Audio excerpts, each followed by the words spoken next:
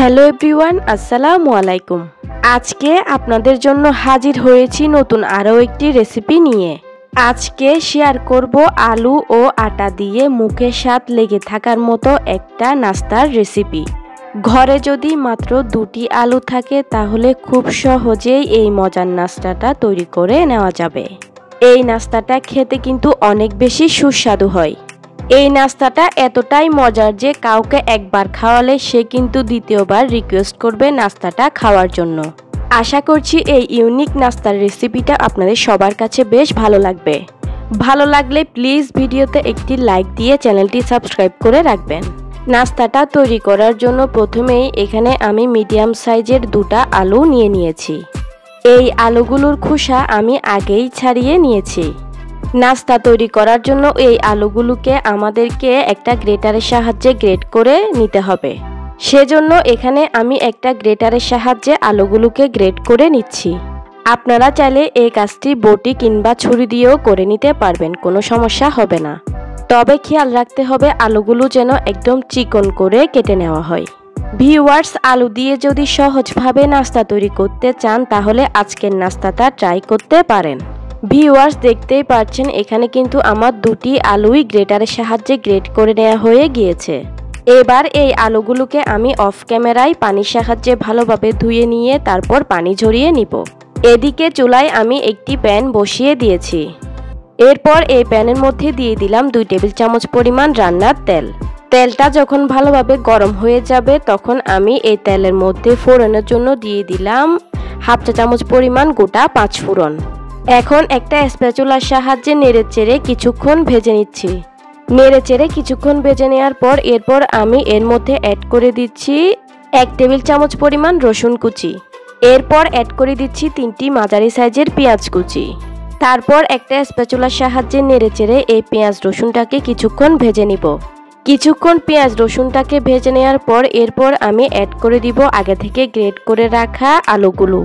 এবার আবারও ভালোভাবে নেড়েচেড়ে আলুগুলোকে পেঁয়াজ রসুনের সাথে ভালোভাবে মিশিয়ে দিব। নেড়েচেড়ে মিশিয়ে নেওয়ার পর এবার অ্যাড করে দিব কিছু গুঁড়ো মশলা। এখানে আমি অ্যাড করে দিচ্ছি হাফ চা চামচ পরিমাণ হলুদের গুঁড়া। তারপর অ্যাড করে দিচ্ছি 1 চা চামচ পরিমাণ ধনিয়া আর জিরার গুঁড়া। এরপর অ্যাড করে দিচ্ছি 1 চা চামচ পরিমাণ লাল মরিচের গুঁড়া। তারপর অ্যাড করে দিলাম হাফ চা চামচ পরিমাণ লবণ আর অ্যাড করে দিলাম হাফ চা চামচ পরিমাণ চাট মশলা। এবার একটা স্প্যাচুলার সাহায্যে এই সবগুলো উপকরণকে খুব ভালোভাবে নেড়েচেড়ে মিশিয়ে দিচ্ছি। কিছুক্ষণ নেড়েচেড়ে মিশিয়ে নেওয়ার পর এবার আমি এর মধ্যে হাফ কাপ পানি দিয়ে ভালোভাবে কষিয়ে নিব।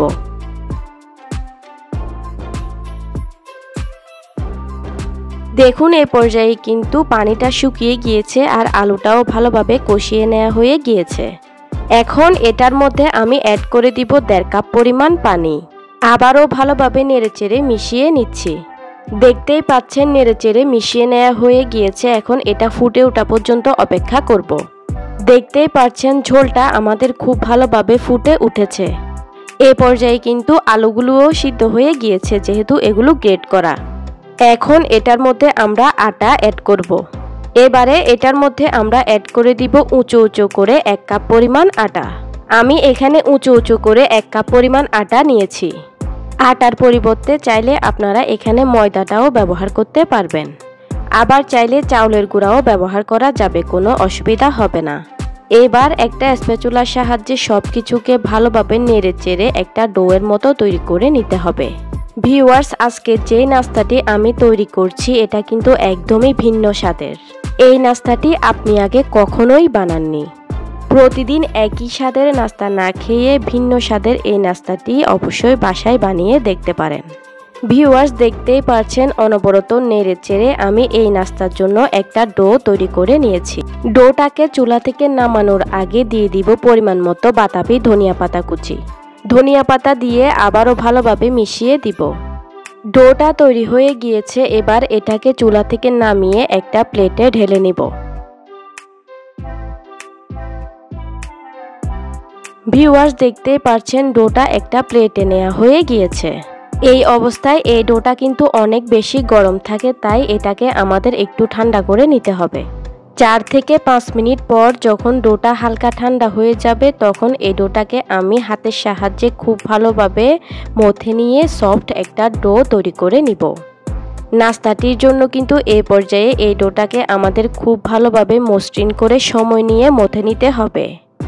ভিউয়ার্স, ভিডিওর মাঝখানে একটা অনুরোধ করছি, আমার রেসিপিগুলো যদি আপনাদের ভালো লেগে থাকে তাহলে ভিডিওতে অবশ্যই একটা লাইক দিয়ে আমার চ্যানেলটি সাবস্ক্রাইব করে পাশের বেল আইকনটি অন করে রাখবেন। আমি 3 থেকে 4 মিনিট ডোটাকে খুব ভালোভাবে হাতের সাহায্যে মথে নিয়েছি। এবার এই ডোটাকে আমি একটা বোর্ডের উপর নিয়ে ডোয়ের উপরে আটা ছিটিয়ে দিচ্ছি। এরপর এই ডোটাকে হাতের সাহায্যে একটু চ্যাপ্টা করে নিয়ে তারপর একটা বেলুনের সাহায্যে ডোটাকে মোটা করে বেলে নিব। এই ডোটাকে কিন্তু আমরা কোনোভাবেই পাতলা করে বেলবো না, এই ডোটাকে কিন্তু মোটা করেই বেলে নিতে হবে। এখানে বড় সাইজের একটা মোটা রুটি তৈরি করে নিতে হবে। দেখতেই পাচ্ছেন ভিউয়ার্স, এখানে কিন্তু আমার মোটা করে বড় একটা রুটি বেলে নেওয়া হয়ে গিয়েছে। এবার একটা ছুরির সাহায্যে আমি রুটির সাইডের অসমান অংশগুলোকে কেটে বাদ দিয়ে নিব। এভাবে রুটিটার সাইডগুলোকে কেটে নিয়ে রুটিটাকে স্কোয়ার শেপ করে নিতে হবে। এই সাইডের অংশগুলো কিন্তু আমরা ফেলবো না, এগুলো দিয়ে আমরা আবারও রুটি বেলে নাস্তা তৈরি করে নিব। এবার প্রথমেই এই রুটিটাকে আমরা লম্বালম্বিভাবে কেটে নিব। এরপর স্কোয়ার শেপ করে রুটিটাকে কেটে নিচ্ছি। এরপর এই নাস্তাগুলোকে আমি একটা প্লেটে উঠিয়ে নিচ্ছি। আর একই নিয়মে আজকের আমি সবগুলো নাস্তাকে তৈরি করে নিব।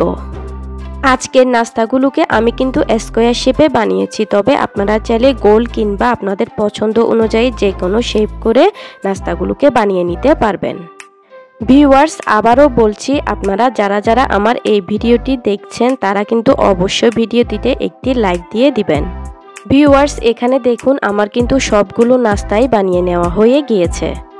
এবার এই নাস্তাগুলোকে আমরা ভাজতে চলে যাব। নাস্তাগুলোকে ভাজার জন্য আগেই একটা প্যানে পরিমাণ মতো তেল ভালোভাবে গরম করে নিয়েছি। এখন এই প্যানটার মধ্যে আমি একে একে করে নাস্তাগুলোকে ছেড়ে দিচ্ছি। সবগুলো নাস্তা একসাথে কিন্তু ভেজে নেওয়া যাবে না, প্যানের মধ্যে যতগুলো ধরে আমি ঠিক ততগুলো দিয়ে দিলাম। আর এই নাস্তাটা ভাজতে কিন্তু তেলের পরিমাণও কম লাগে, কম তেলে এগুলোকে ভেজে নেওয়া যাবে। নাস্তাগুলোর একটা পাশ হয়ে এলে আমি একটা স্প্যাচুলার সাহায্যে নাস্তাগুলোকে উল্টিয়ে দিচ্ছি। দেখুন নাস্তাগুলো কিন্তু আমাদের উল্টে দেওয়া হয়ে গিয়েছে। এবার এই নাস্তাগুলোকে আমরা মিডিয়াম হিটে একটু মুচমুচে করে ভেজে নিব। ভিউয়ার্স, আমি নাস্তাগুলোকে 4 থেকে 5 মিনিট মিডিয়াম টু লো হিটে রেখে নাস্তাগুলোকে ভেজে নিয়েছি। নাস্তাগুলোর মধ্যে কিন্তু এই পর্যায়ে খুব সুন্দর একটা কালারও চলে এসেছে। এখন এই নাস্তাগুলোকে আমি খুব ভালোভাবে তেল ঝরিয়ে নিয়ে নাস্তাগুলোকে উঠিয়ে নিচ্ছি। দেখুন এখানে আমার সবগুলো নাস্তাকেই তেল ঝরিয়ে উঠিয়ে নেওয়া হয়ে গিয়েছে। একইভাবে আমি বাকি সবগুলো নাস্তাকে ভেজে নিব। দেখুন ভিউয়ার্স, আমি একইভাবে বাকি সবগুলো নাস্তাকেও ভেজে নিয়েছি। কাঁচা আলু ও আটা দিয়ে তৈরি আজকের এই নাস্তাগুলো যেমন মুখরোচক তেমন কিন্তু খেতেও অনেক বেশি সুস্বাদু। ঝটপট ইউনিক কিছু বানাতে চাইলে আজকের এই নাস্তাটা অবশ্যই ট্রাই করে দেখতে পারেন। একবার বাসায় এই নাস্তাটি বানালে সবাই কিন্তু এই নাস্তাটার প্রশংসা করবে, আর এই নাস্তাটির স্বাদ কিন্তু মুখে লেগে থাকবে। আশা করছি আমার আজকের এই আলু দিয়ে তৈরি নতুন ধরনের নাস্তাটি আপনাদের সবার কাছে বেশ ভালো লেগেছে। সবাই অনেক বেশি ভালো থাকবেন। আমি তাহলে আজকের মতো এখানেই বিদায় নিয়ে নিচ্ছি। আল্লাহ হাফেজ।